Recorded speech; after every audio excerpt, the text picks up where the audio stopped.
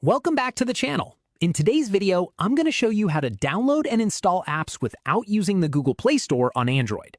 This method is useful when an app isn't available through the Play Store, but you should only download APK files from trusted and legitimate sources. So let's get started.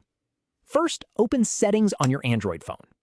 Now, use the search option and type Install Unknown Apps. From the search results, tap on Install Unknown Apps to open the setting.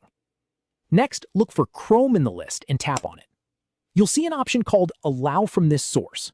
Turn this option on to allow Chrome to install APK files downloaded from the browser. Now, go back to your home screen and open Google Chrome.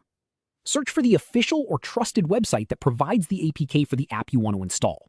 Make sure you're using a legitimate source and avoid suspicious websites or modified APK files. Open the appropriate download page and tap the Download button. Android may display a security warning explaining that the file could be harmful.